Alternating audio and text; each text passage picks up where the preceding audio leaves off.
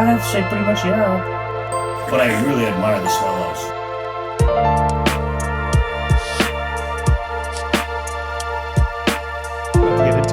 Welcome to the Pretty Much Yeah podcast. I'm Nathan Walker. I'm joined by Xander Corellis. How you doing?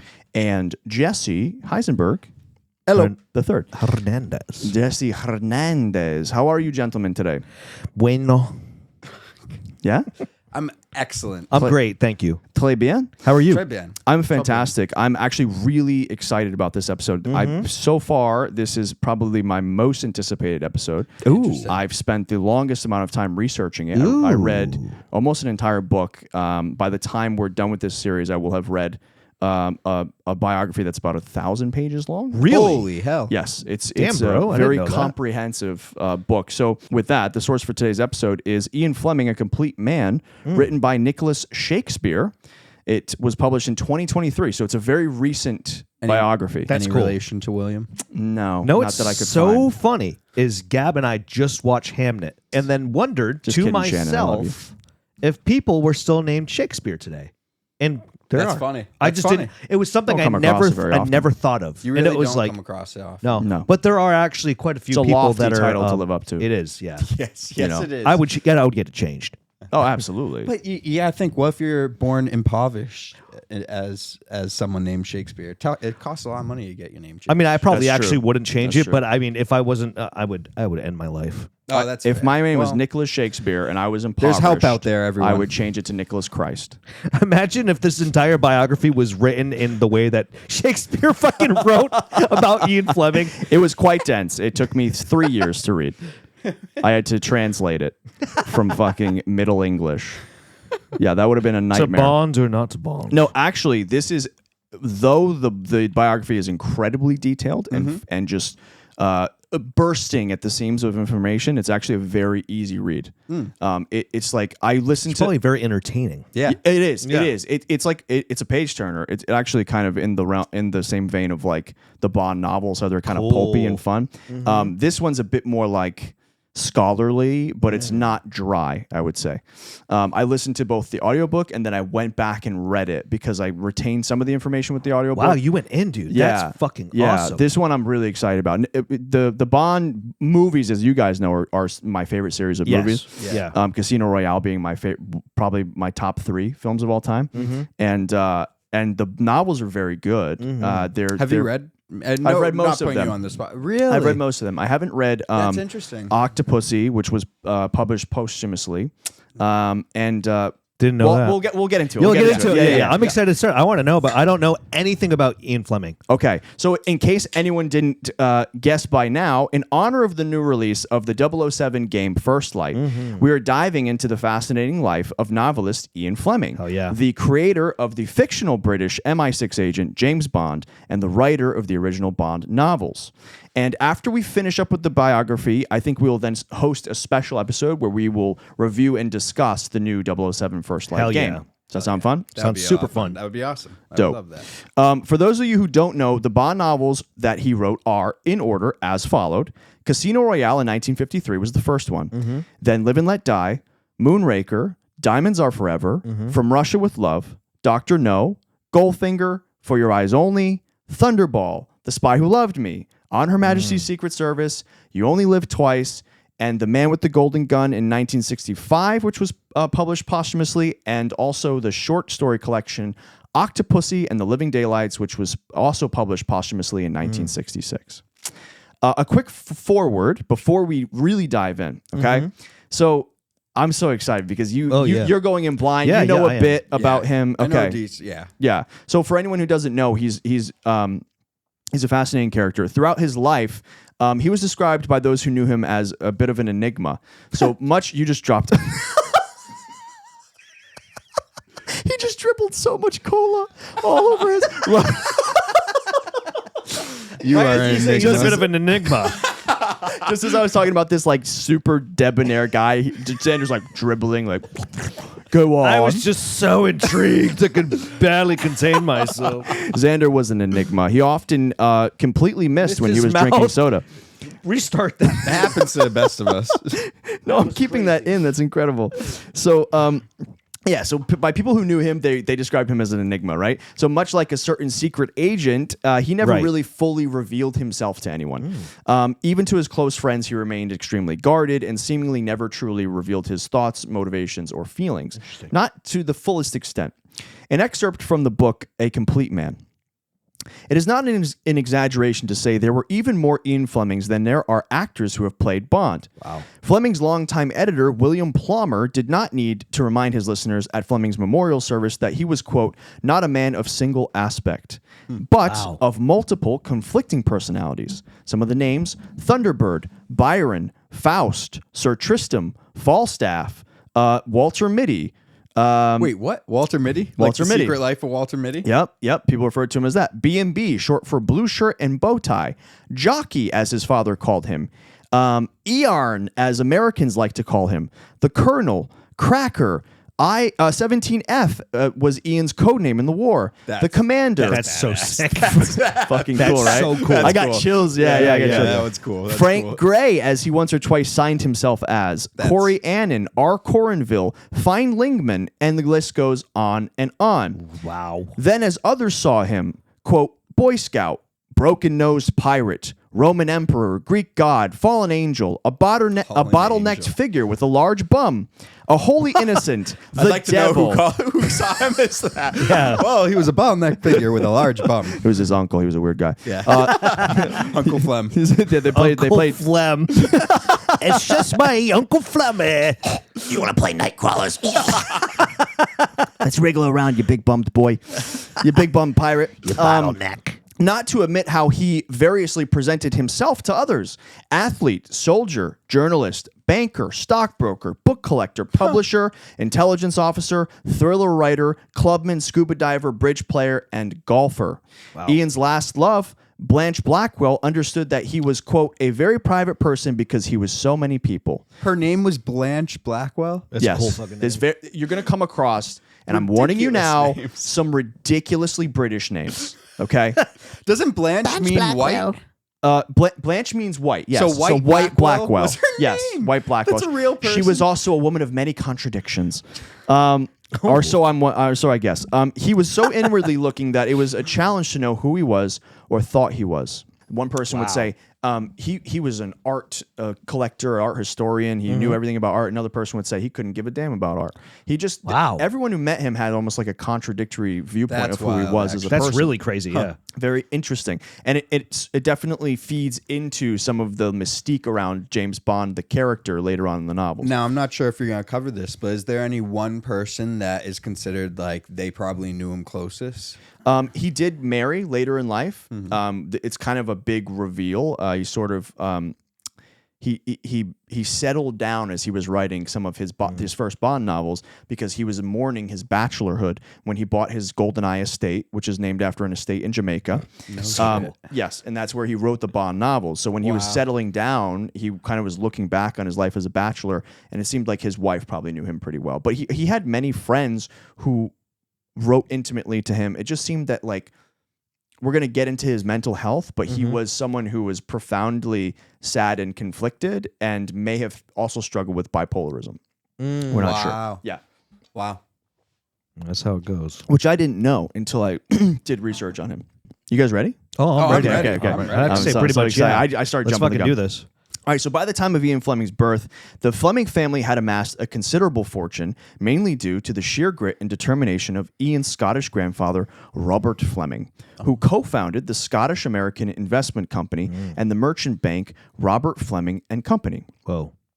Robert was described by his contemporaries as a frugal, austere, religiously devout, no-nonsense businessman who believed firmly in strength forged through suffering.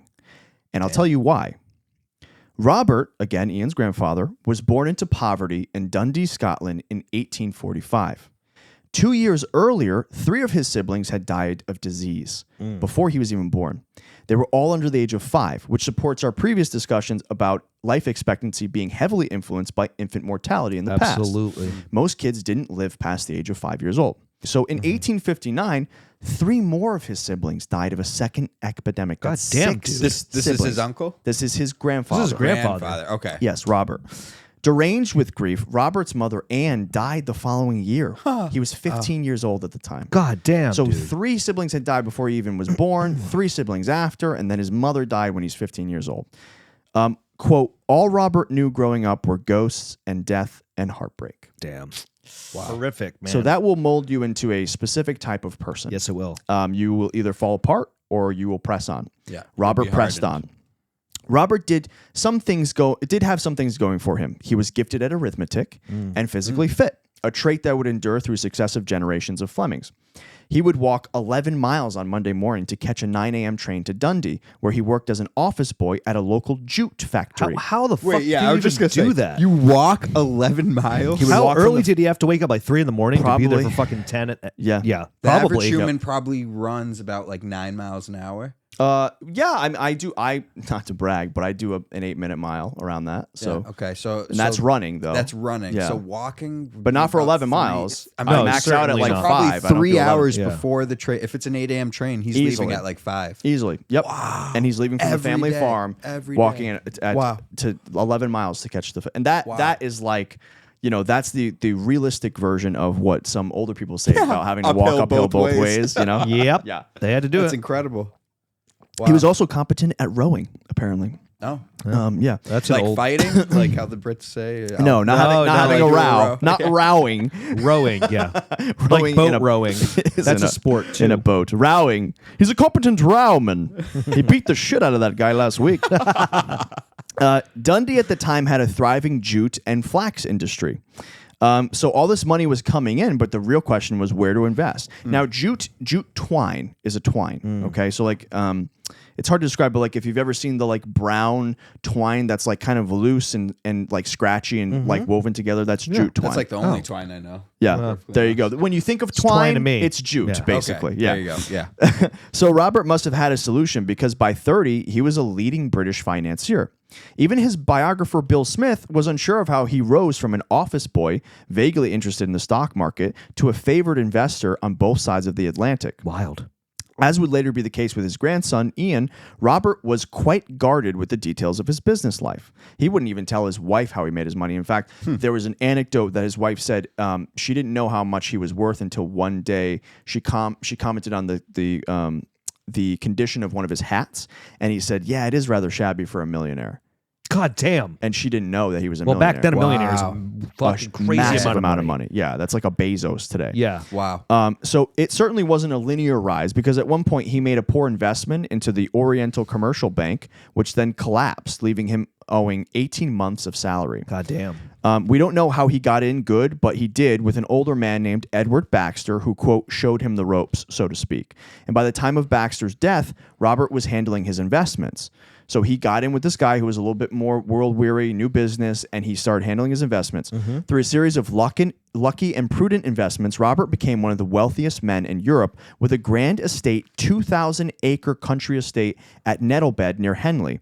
Joyce Grove is what it's called in Nettlebed, UK. Wow. It is a massive Edwardian mansion. What constitutes Edwardian? Edwardian When it was built, right? When it was built, exactly. Okay. So if you think of like a Victorian Okay. manor that happened It's during King Queen Edward. Victoria's Okay, reign, okay. yes, Got you, exactly. got you. So it's fucking huge. I bet. And it's gorgeous. He also owned a huge Scottish hunting and fishing estate in Argyllshire, Skyfall. which is right where the family would often sojourn. By 1928, he was controlling about £1 trillion in today's money, mostly in railroads. Insane.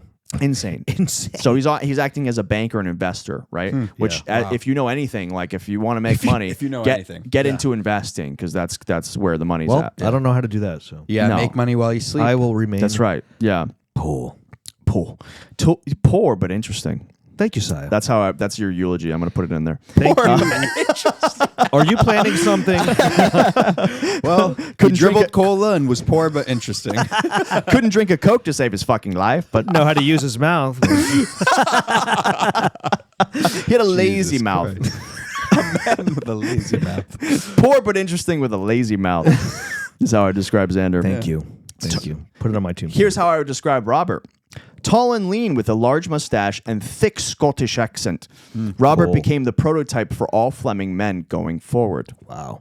Fun fact, The Flemings were said to have come over in 1066 with William the Conqueror, which is tantamount to an American claiming like their family came over on the Mayflower. Right. Which basically. mine is. You know that, right? No. I'm a Mayflower descendant. We have proof. I'm Stephen Hopkins. We're in the room with one right now. No, we actually were able to trace I it back. believe you. I Yeah. believe you. That's It's a big fucking thing. crazy. Yeah. How many people your were mom- on the your actual mom's side, Mayflower? obviously. On my mom's side, and get this. So my grandmother's last name was Hopkins before she married. The name carried all the way down until just three generations. That's generations. That actually is crazy. Yeah, Stephen Hopkins. I'm a direct descendant of Stephen Hopkins. Dude, you're more American than. Imagine if someone's racist to you and you're I like, know, go back that's- to your country. it's You're like- like, we came over on the Mayflower. Well, and you're Puerto Rican too. That's the thing. So on my dad's side, I'm an actual like my dad was born in Puerto Rico, Yeah. so a true like Puerto Rican born on the island. Right. And then on my mom's side, I'm actually a direct descendant That's wild. from the Mayflower. That's wild. Your mom was looking for that Puerto Rican spice. This land is your land, that's for sure. It's certainly not mine. This land is my land. Well, no, actually, not really. I don't. Will say Island Stephen boy. Hopkins, not to get too off, was the The guy in the considered- wheelchair? No, no. Stephen Hopkins was considered the first bartender. Come in on, America. the Mayflower. Did you I hear want to that? go. I'm gonna say it again. He was considered the first bartender in America. Wow. Because he came over. He Really? only came over because he knew the land because he had done like a shipment thing beforehand. Okay. And they kind of hired him. They're like, we need someone who's kind of been to the New World before. No kidding. So they hired Wow. him as a guide. He wasn't a pilgrim. He was like, these guys are kind of for the birds. Yeah. He set up the first tavern, and he actually is one of the persons that tried to combat the original blue laws of the pilgrims, being like, oh, I want to be Oh, able, wow. yeah, to have, yeah, no, if you know the blue laws of like Massachusetts and stuff. Yeah. Really? Yeah. Oh, so he was a fascinating. He didn't Yeah, just no, come I'm over. He actually, was like a fascinating I'm like, guy. Very yeah, cool. yeah. We should cover him one episode. That'd be that fun. would be sick. That would I be would sick. love You that could do that episode. for We sure. could That like would be tie, love we could that. like tie in into like a wider episode about maybe the Salem witch trials or something. Yeah, or like, I would love be that. kind of cool. All right, continue. No, yeah, that was cool. It was a very good cool, diversion. So Robert and his wife Kate had two children, Philip Fleming and Valentine Fleming, also known as Val. Val would go on to meet Evelyn Eve Fleming, a dark-haired English socialite known for her radiant beauty and strong personality. She was said by one contemporary to be, quote, vain, selfish, and extremely pretty with a wide-eyed blank stare. Freaky. Hello, Evelyn. Ian, be nice to mommy. Be kind to picturing- your mommy. Mac's father is just in female form. Yeah. No wire hangers. She was a sight for wide eyes.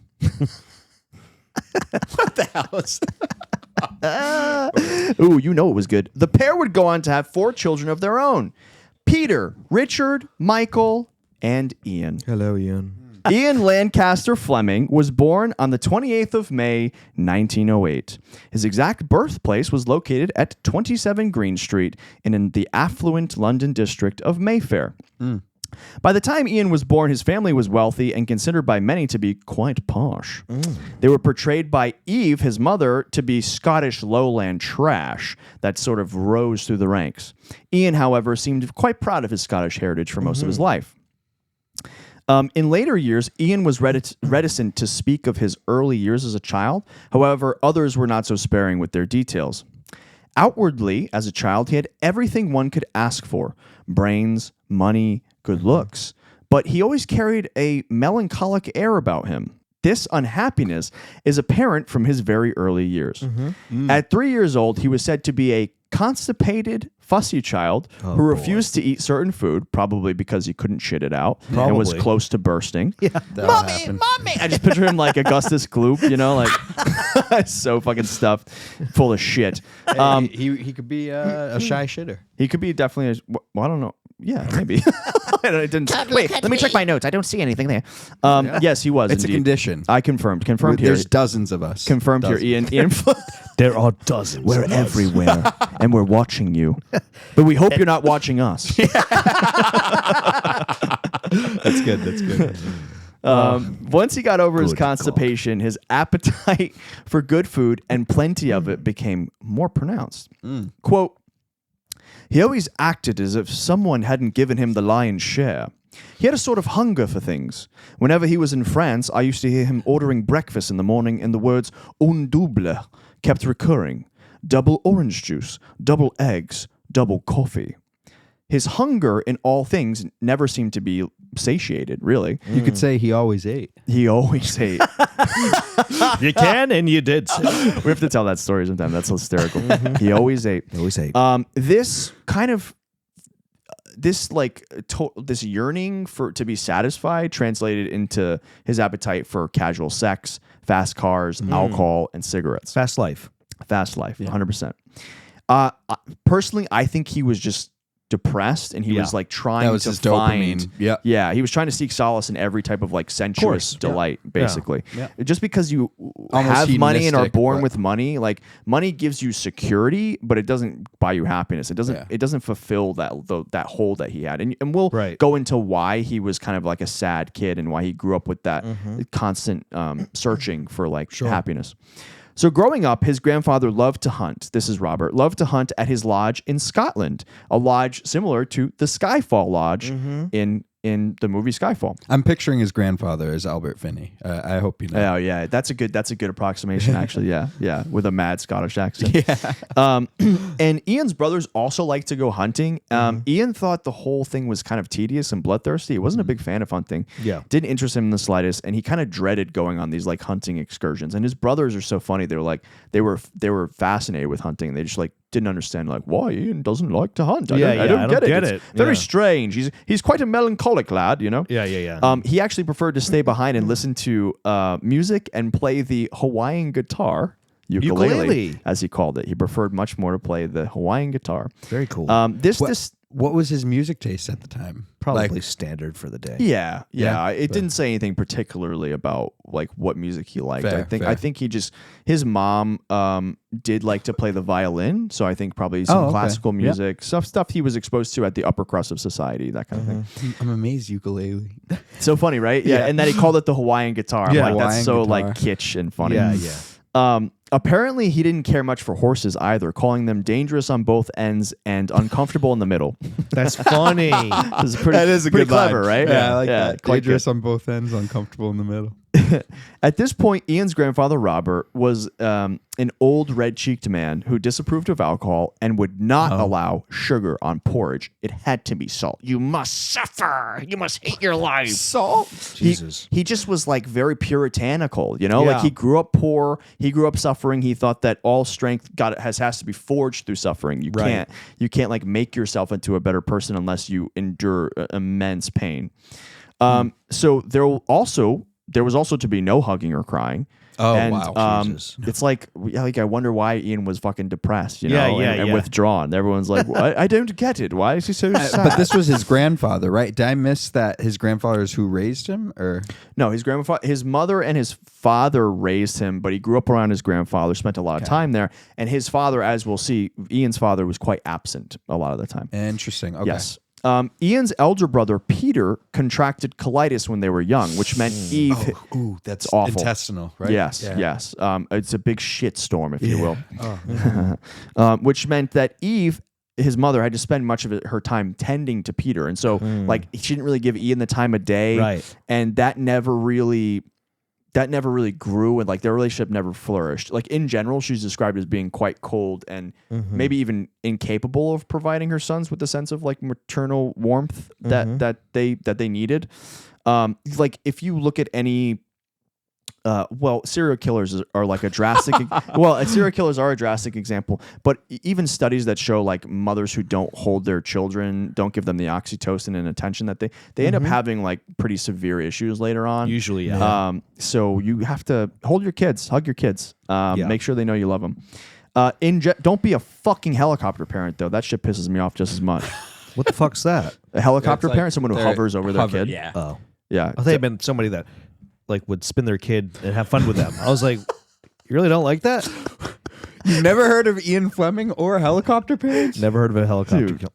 parent. We should do a whole episode on Helicopter planet.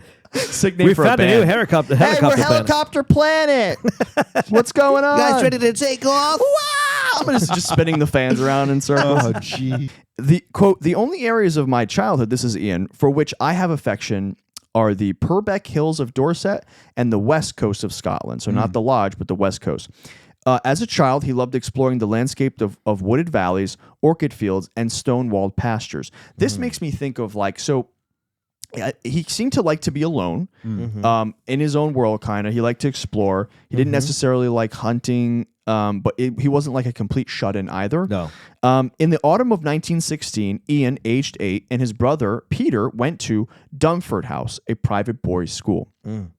By this time, Ian's father, Val, who was at one point a conservative member of Parliament and a friend of one Winston Churchill, now left to fight in World War I. Wow. He wrote to Winston Churchill in 1914 the following excerpt from the front lines. Quote, imagine a broad belt of land, 10 miles or so in width, stretching from the Channel to the German frontier near Basile, which is positively littered with the bodies of men, in which farms, villages, and cottages are shapeless heaps of blackened masonry, in which fields, roads, and trees are pitted and torn and twisted by artillery shells and disfigured by dead animals scattered in every attitude of repulsive distortion and dismemberment. Jesus. So he's having a great time. Yeah. Let's fucking go. My God. Perfect place for a child that was never hugged. Let's rock. That's rot, is what it sounds like. Yeah. So that's Val, Ian's father, is on the front lines of war. So that he wrote that letter to Winston Churchill, which is pretty cool. Crazy. That was to Winston Churchill. That was to Winston Churchill. That They were went over friends, my head. yes. That's wild. No, yeah, I provided the context directly 2 times, before. I think, yeah. Yeah, I was lost in thought. That's fine, man. Hey, we're here for you. Yeah, thank you. He wrote to Ian. Val would write to Ian from waterlogged German fortifications, referring to himself as Dada and encouraging Ian to be a good little boy. Daddy will be back soon, I promise. Probably not. But he was, for all intents and purposes, he was like pretty much absent for most of Ian's childhood, and then when he's 8 years old, he's off fighting in World War I. So obviously, Okay, that's what I was gonna say. He's This serving is his one, country. huh? Yeah, this is the first one. So World War I starts in 1914, ends in 1918. So Val was twice mentioned in dispatches, once for single-handedly putting out the flames on a loaded lorry loaded with ammo. Holy hell. Lorry loaded with ammo. That's a tongue twister. What's going on? A Yeah. lorry loaded with ammo. Lorry's a truck, exploding in all directions. And again, another time he was mentioned for carrying a wounded man to safety. So he was a bit of a hero. He was promoted to major and escaped several close calls, including a shell landing in his dugout 30 seconds after he had walked out. Wow. Apparently, he said that it sent a bunch of debris and stuff, and it burned his coat and his hair, but he was fine. Jeez, man. Yep. However, on May 20th, 1917, his luck ran out.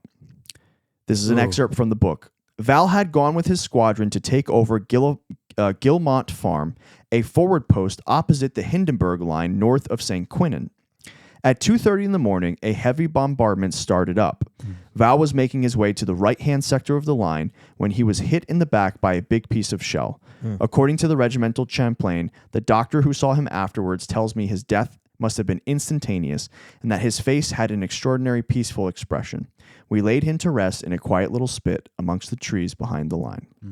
Wow. So he died a hero's death. Yeah. And he was held up as this paragon of valor, at once being transformed into this like extraordinary figure, with Winston Churchill even writing his obituary. Damn, Holy dude. hell. Jesus. That's wild. An obituary that Ian Fleming would hang next to his bedside for the rest of his life. With his Wow. father's legacy literally got chills on that looming over him. That's wild. Yeah. Yeah. That gave me chills too. Well, because think of like the And I wrote amount of pressure. Well, yeah. Think of the pressure that instills on someone, like having all of your father's achievements. Buddy. Well, there. your grandfather and your you're father. onto something. Yeah. You're onto something. Trust me. Yeah. So you can imagine how distraught the children were after their father's death. Eve was inconsolable. She actually went on to paint every room of the house black at their new lodge in Arnisdale, which is like, again, they have money, but her husband's dead, their father's dead. Money doesn't help when your fucking dad's gone, right? So Eve would elevate her husband. This is a quote from the book. She would elevate her dear husband from an absent, pipe-smoking deerstalker to an iconic figure in the clouds with whom she alone had privileged communication.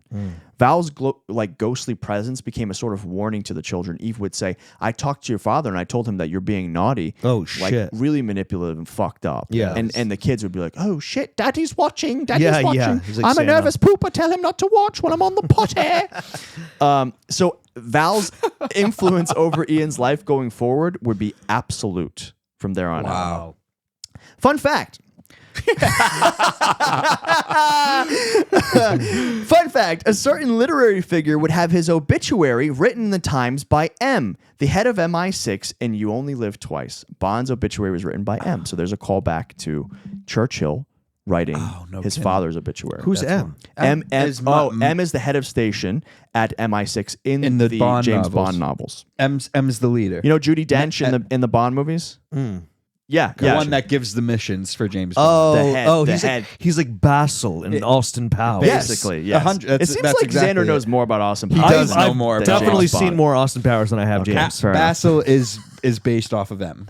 That's really funny, Gotcha. actually. But you're saying in real life, his handler wrote his obituary? No. So I'm sorry, I Jesus got Christ. lost. that's okay. It's okay. Repeat That's- it now. It. I'm your handler. I'm Am. Don't get I'm fucking just joking. completely lost, you delusional animal, and then demand I repeat it.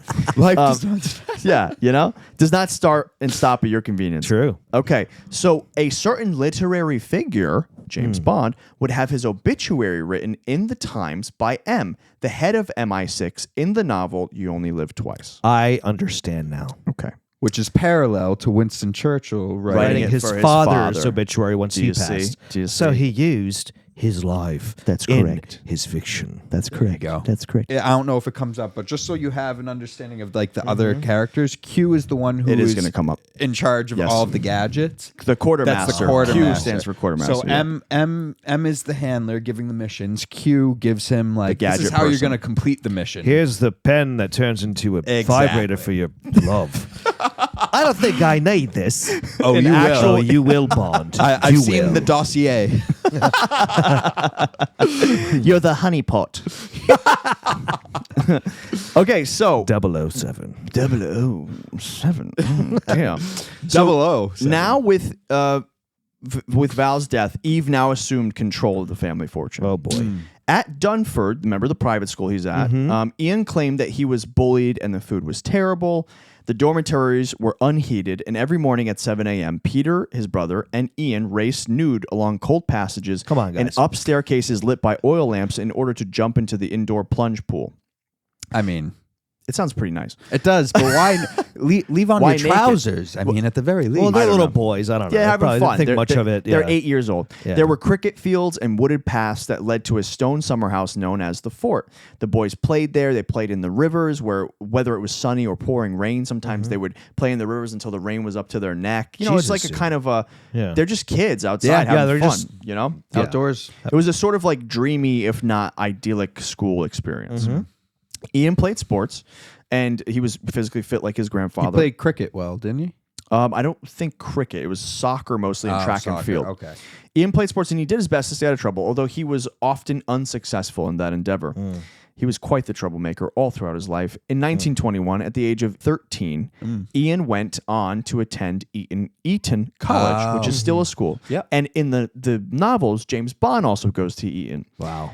It is a boarding school founded in 1440 by Henry VI. What? On the edge of Windsor, Eton's wild. with a direct view of the royal castle across the famous Thames River. That's insane. It's nuts. It's a beautiful school. Ian's time It's like the It's prep school the- for exactly Yeah. like if anyone who's going to be like a politician or Yeah, going you go to like, Eton. you go to Eton. Yeah, Ian's time at Eton would prove profoundly transformative, and experiences he had there stuck with him for the rest of his life. Once an Etonian, always an Etonian. Later on, others would attribute Fleming's effortless superiority to Eton. But he also had a penchant for schoolboy humor and pranks, which he probably also got at the school. Some of the Bond characters were even modeled after his classmates. Notable alumni were the likes of Aldous Huxley, George Orwell, and Cyril Connolly. Holy went shit. to Eton. Yeah. Were they At friends the same time. with Ian At the Fleming? same time. So not really. No. Okay. He kind of flew under the radar a bit. You'll see. Yeah. His You say yeah, like Well, you said he kept to himself. He said That he is kept like, to yes, himself. he certainly and did. he was depressed, and he would like his alone notable time. alumni: Aldous Huxley, Xander Corellis.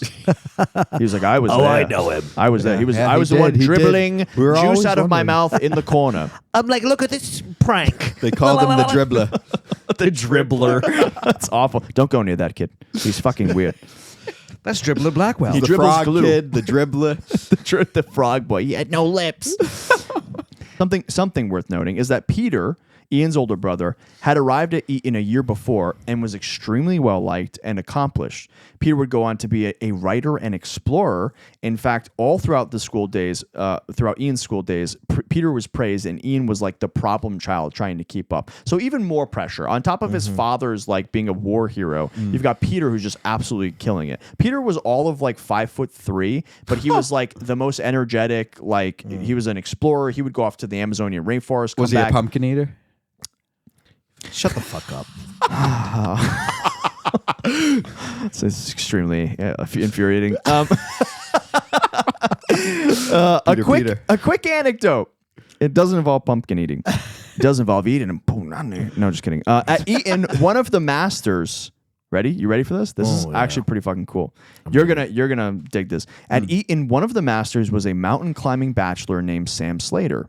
Slater was described as a cruel sadist. On a Swiss peak in 1933, Slater plummeted to his death ice climbing.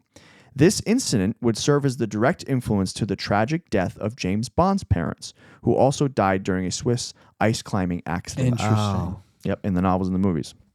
So, where's Ian in all this? Struggling to define himself in the wake of his brother's academic triumphs, Ian found kinship with a young man by the name of Eva Bryce. Nice. Classic name. The man was Eva? Eva Bryce. He found kinship with a young man by the name of Ivar Bryce. Oh, Ivar. Ivar. I was thinking like Eva Braun. Like, oh, Jesus. Like the Nazi? yeah, that's Eva Bryce. Bryce recalled that, quote, he was not a terribly good mixer. He kept very much to himself, starting the habit there of acquiring time for himself and sitting in his study quite alone.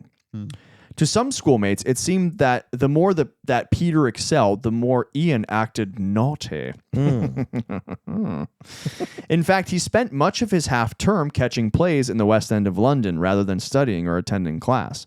He wrote to his mother Eve, apologizing for his behavior as a means to placate her. He would often have to placate his mother. It's fun. Ian's moods were said to swing between buoyant and melancholic. This could have been teenage hormones, but considering that his behavior seemed to have persisted throughout his adult life, I think it's likely he struggled with mental health. He would later have one child, a son named Casper, who was diagnosed bipolar. So people who met him, again, had contrary things to say. He was never angry. Oh, he was angry all the time. He was cruel. No, he was the nicest guy ever. He was just back and forth, up and down with his moods constantly. And so rather inconsistent. And that inconsistency would carry over to most of his career as well. Up until he became a novelist. He did, however, to continue to find a niche with sports at school at Eton. While playing football, soccer, Right. It was said that he possessed an exceptionally long kick for his age. He was also killing it in track and field. He wrote to his mother about a string of athletic achievements in the spring of 1924. The guy just wanted his only surviving parent to be proud of him. And it seems like the Flemings were really only impressed when Ian shot his first stag at the age of 16, but they could give two fucks about soccer.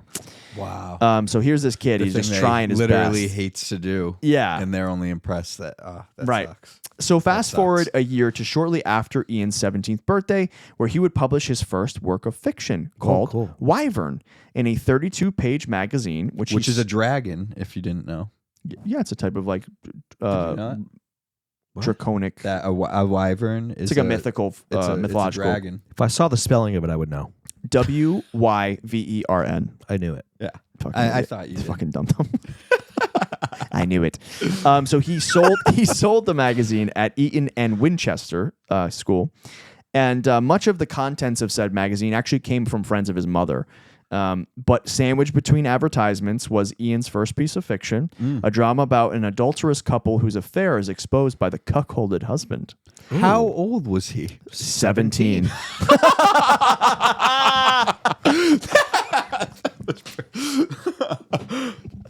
had a sophisticated sense of humor. Yeah, apparently. Yes, and he became quite the cuckold, quite the cuckold himself. Wait, no, he wasn't cuckolded. He cuckolded other men often. Oh, really? Okay. That was his thing? Oh, yeah.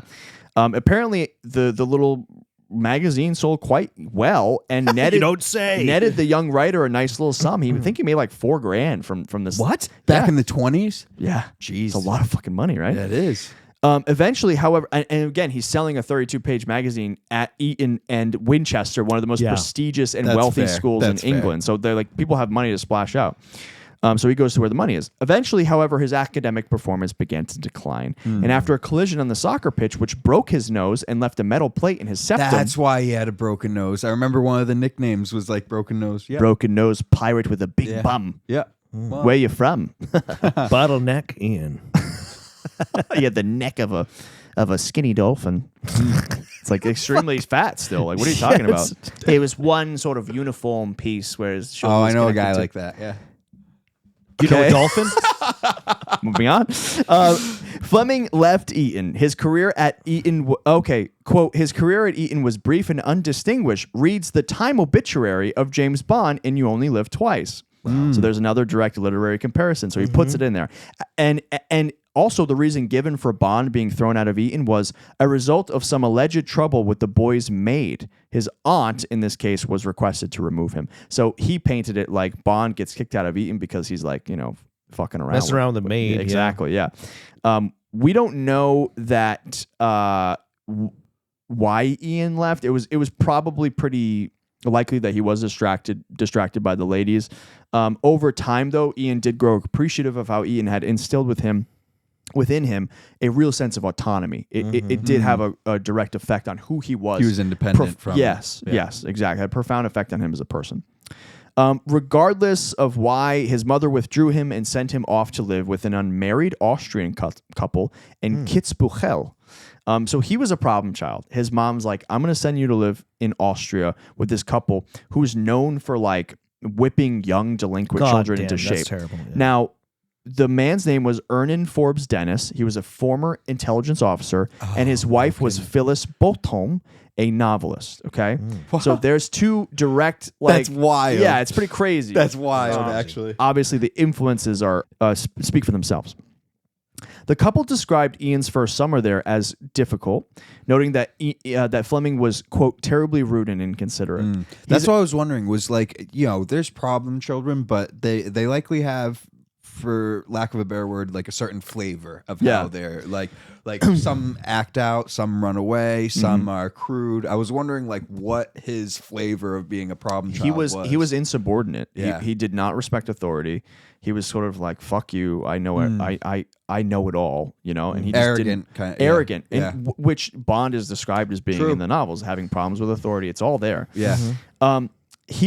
He would then leave and attend Sandhurst Military Academy. So his mom's like, okay, Holy hell. you're going to Austria for a little while, and then you're going to military school, basically, because like I don't know what to do with you.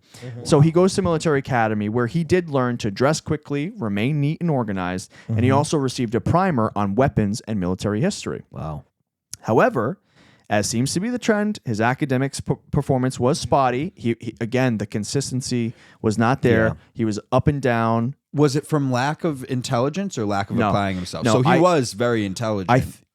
Extremely intelligent. Yeah. Everyone who met him was like, this kid is very intelligent, very well spoken, debonair, charismatic. He just like, if you've, I certainly, I've struggled with, having ADHD. Yeah, The yeah. consistency's not always there. The too. motivation's not always there. Right. Sometimes you feel like you're on cloud 9 and you can do anything, and then the next day you're like, I am fucking worthless and stupid and Right, can't right. achieve anything, and I'll never achieve anything. Right. He's like that. He's up and down all the time. So it's just like he doesn't have the consistency. doesn't have the motivation to actually put it towards his studies and stuff. Right. And his mother being sort of wealthy socialite, it's an embarrassment to her.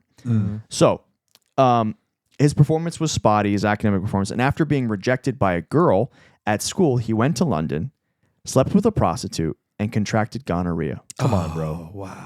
That'll do it. His mother Eve found out and was furious and ashamed. She arranged for discreet treatment and requested permission from Sandhurst for time so that her son may recuperate. Her request was granted.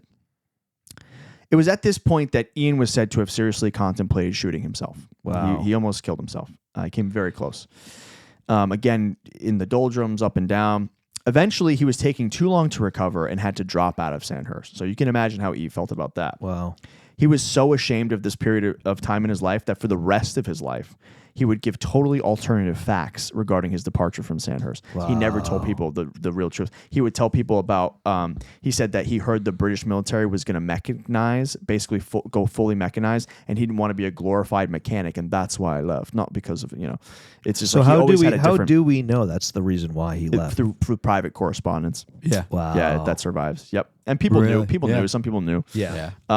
So anyways, his mother is like, you're going back to Kitzbühel that winter because this guy, Ernan. He'd be like 19 by this point, though, right? That's exactly right. Yes. Okay.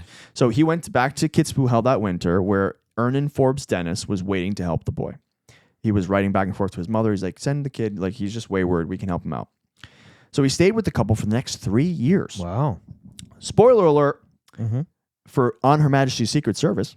Kitzbühel is the honeymoon destination of James Bond and his only wife when they are shot by Blofeld while he's driving by. On their wedding day, On right? their wedding day. Yep. Yep.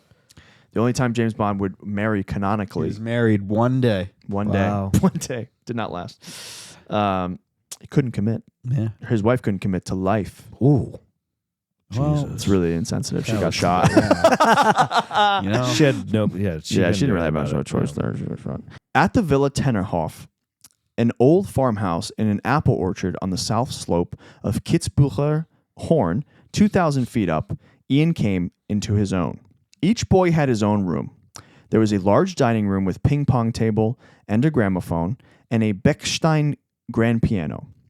Ernan taught the boys music as well as German and French. In the afternoons, they went hiking or skiing. In the summer, they swam in a lake called the Schwarzsee. I saw a 4K footage online of this Swiss lake called the Schwarzsee, and it's absolutely gorgeous. I can only The imagine. mountains are like flanking the entire Yeah, thing. It's like yeah, the most scenic shit ever. At first, Ian was insubordinate and difficult. Again, said to be, quote, always waiting for something wonderful to happen and always disappointed because it never did. Wow. That's a really good. Wow. He's just restless. He's a restless kid. Wow. He the only regiment that he really stayed consistent was his physical regiment. He was working out all the time. He's always moving. He just had a lot of energy. Trying to keep things off. He's 19 years old at this point, and he spends a lot of his time betting Austrian women. According to him, they found English men to be irresistible. Ian Fleming's physical description: standing 6 feet tall with a slim build, he had dark hair and striking blue-gray eyes. He had a broken nose from sports and projected an adventurous, debonair, and charismatic persona. Wow. Ernan and his wife Phyllis regarded Ian as, quote, having sex on the brain and an unstoppable desire to make conquests of women. Jesus. So he's a horny Way 19-year-old too kid. horny, He's super horny. How do you only have one child? Oh yeah, right. Well, Probably after the gonorrhea. to be- That you know of. He probably, to be fair, there are rumors that there were several women he impregnated and it was taken care of. Oh, wow. Yep, including one, I think, housekeeper potentially. Wow. So not that uncommon at that time, Right. especially for people who had means, who came from Wow. means. Eventually, not as uncommon as people would like to think of those time periods of the course. old days being more innocent and stuff. People still Oh fuck. no. People In fact- all the time. Yeah. Yeah. In fact, one of the funniest things that I read was from like an heiress who was he had gotten injured at one point and he was stressed out in his journalism career, and an heiress wrote him on how to stay calm, and she said to get sucked gently every day. She said that to him. She said to get sucked off gently every day. "Good lord." That in order, she's like, that's the best way to stay calm. He was like getting advice from friends and like, He was like, "How would you know? You don't even have a penis."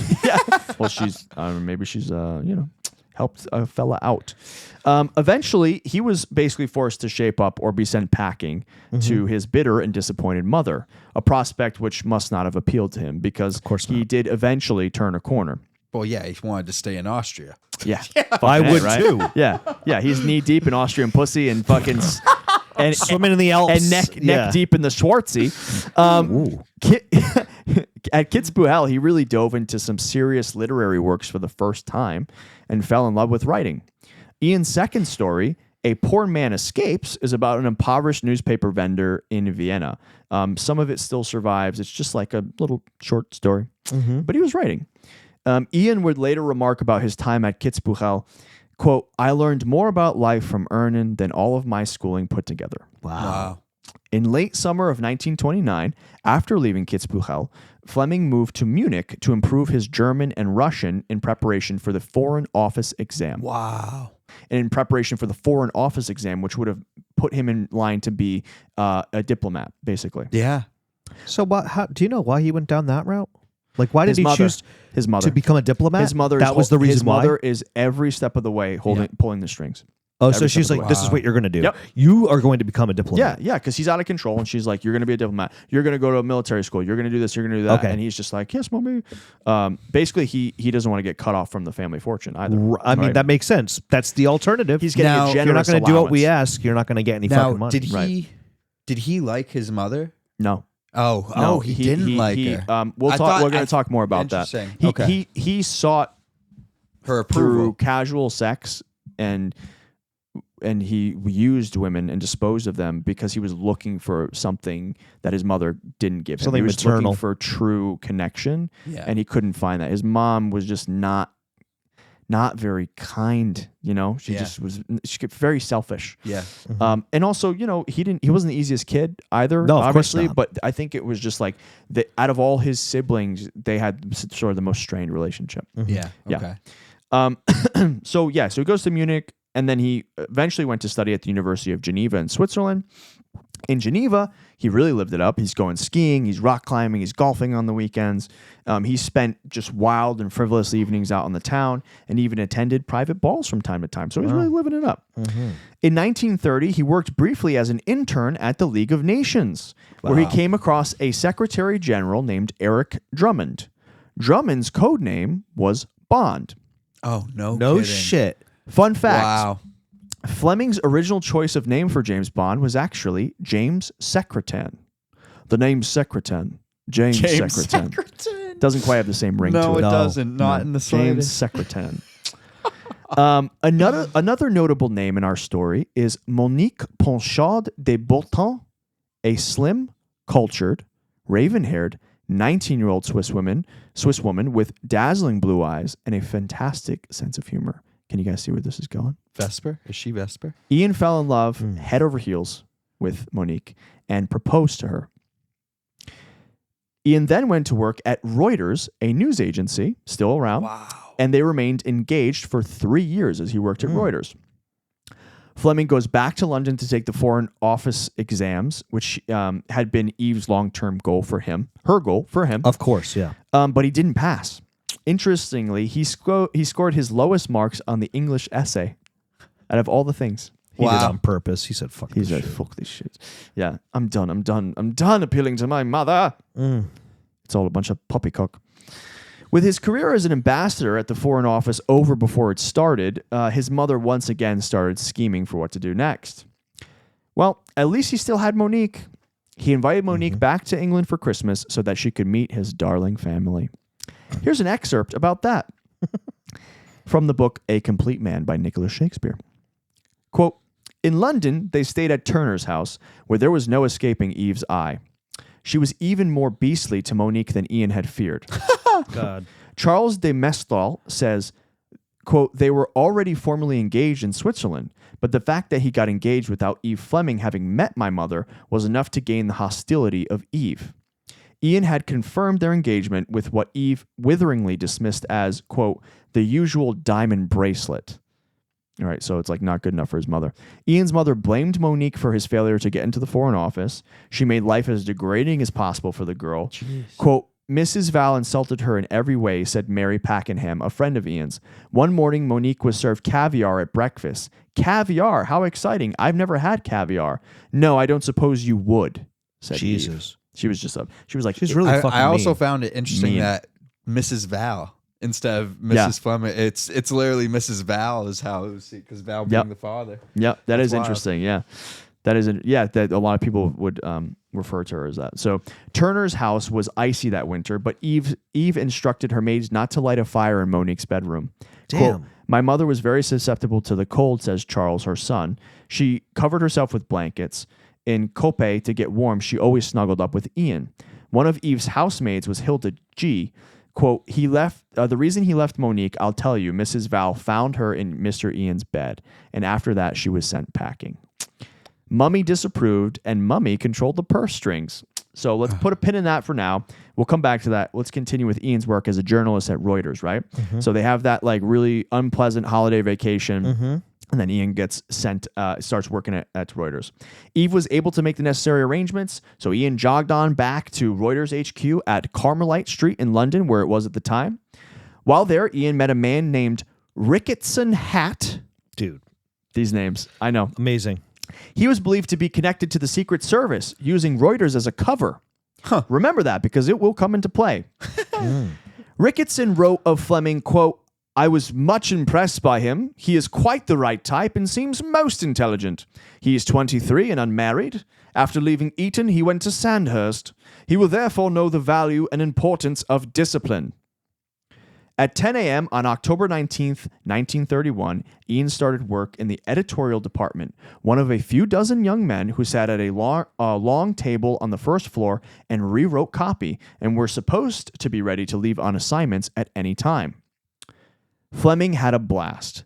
Quote, my God, it was fun. The most exciting time of my life. Because in those days, news agency work was like a giant football match. We had some superb battles in Germany and Russia and so on. It was all highly enjoyable. Few professions at the time were more glamorous or exciting for a young man. He covered sports, motor racing, business, obituaries, and politics. He created bullet point summaries basically from heaps of raw information. So he just had a bunch of just stuff written up and then he would have to summarize it. This experience taught him how to write fast and accurately because accuracy was prized above all else. What a time to be alive, huh? I know, right? Guys just falling into fucking roll after roll. Yep.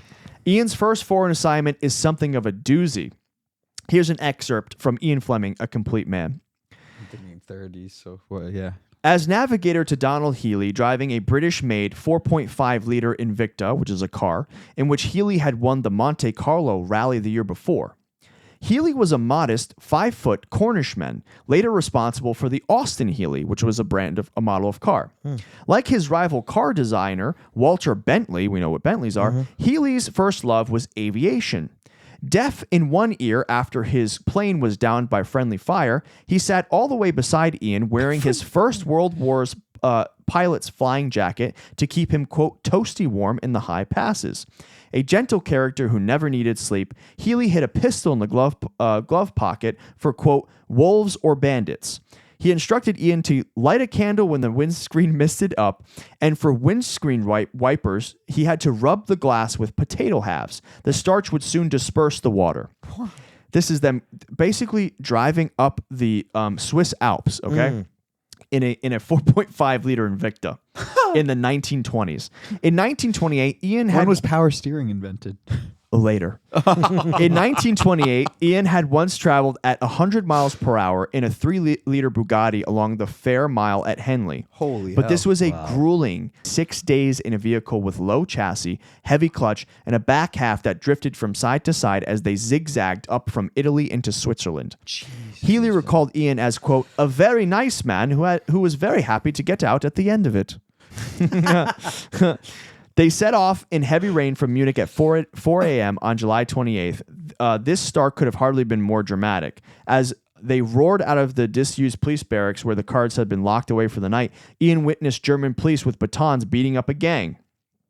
The high point of the rally, in every sense, was the crossing of the Stelvio Pass from Italy to Switzerland. At 9,045 feet, the Stelvio was the highest mountain in Europe, and in the climb of 17 miles, 50 hairpin bends had to be negotiated by the car. It was a punishing ascent at an average of 20 miles per hour with a danger of overheating. Healy had to go in reverse at least 8 times to bring the Invicta up in a record-breaking climb of 23 minutes, 43.5 seconds. The descent put a premium on the drum brakes down passes where the Swiss Pulsa buses had right-of-way. Healy was obliged at one point to veer out of the way of a bus to the outside of the road when he heard their powerful high-pitched horns. There was only a flimsy barrier between Ian and a fall of 1,000 feet. God damn. Crazy. So he's adventuring with this guy, Yes, he Healy. is. This guy's a real character.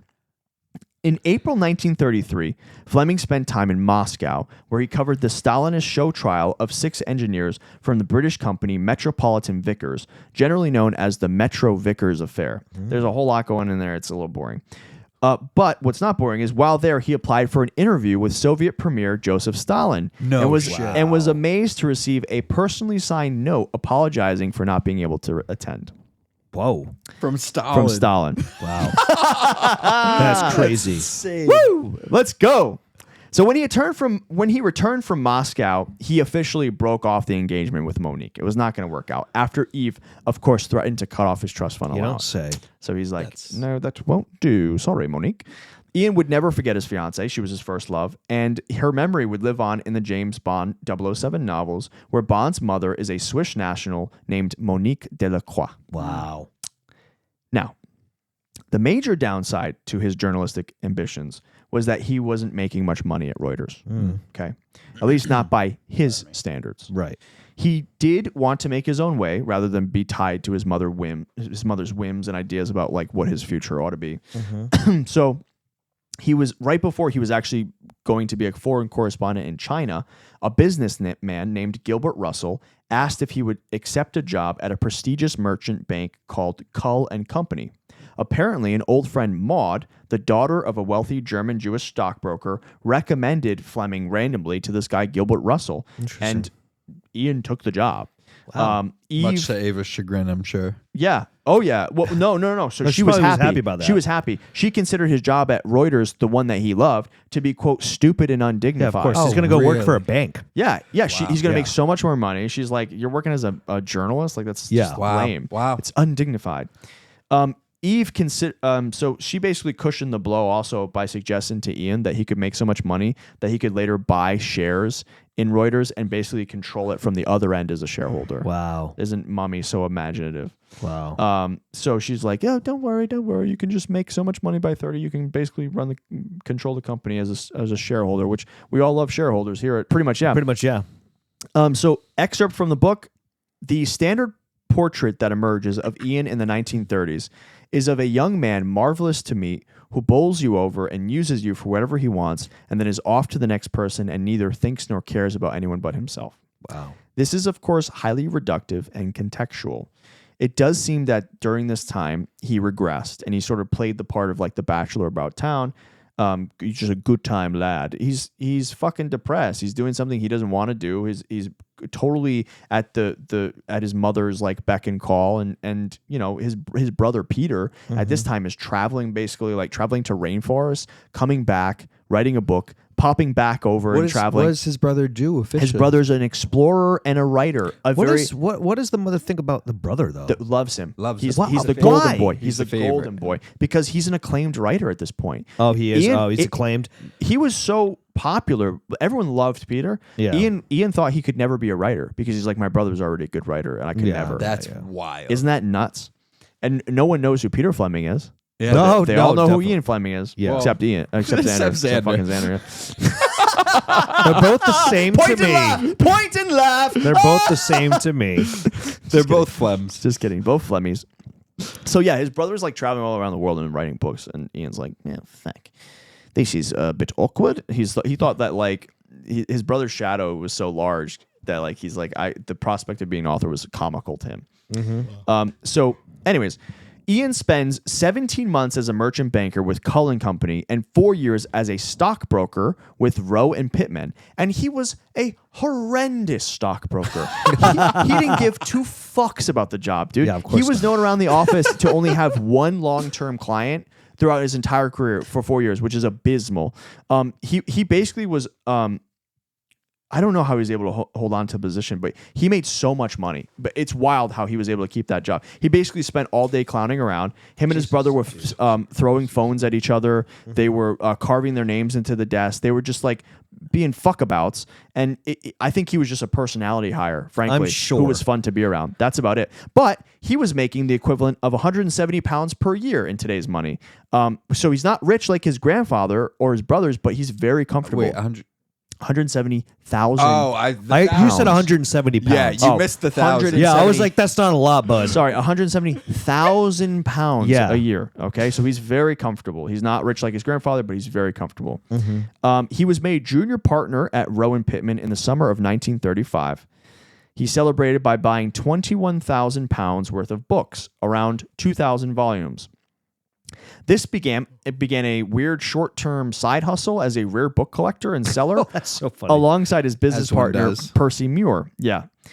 During this time, he is continuing his roguish ways. He's betting lots of women, oftentimes married women, which reminds me of the scene in Casino Royale where Bond tells Vesper Lynd that she's not his type, and she asks, "Smart?" He replies, "Single."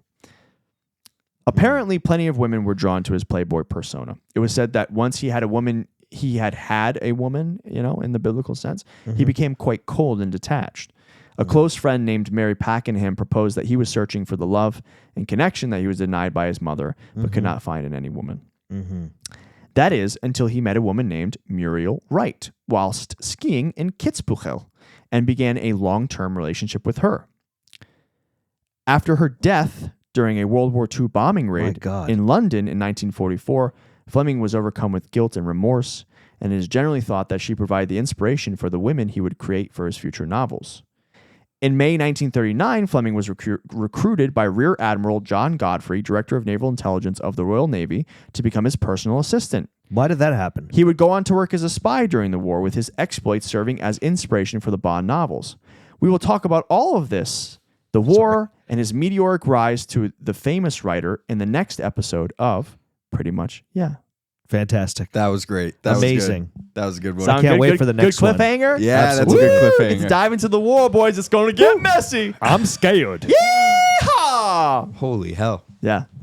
That was good. Thank you all so much for listening. Thank you, guys. Oh, we're still going, huh? Well, so we have to say goodbye. Oh, goodbye. Goodbye for now. To you, my friend. Thank you guys so much for listening. Come back for the next episode where we go through his time in the war as a spy and all the James Bond novels. We're going to talk in detail about that and everything else that comes with it. Thank you so much for listening. Thank you, guys. We are on Instagram at Pretty Much Yeah Podcast. We're on TikTok, YouTube, and Spotify. Please like, share, and subscribe. Later, y'all. Bye, guys. Bye-bye.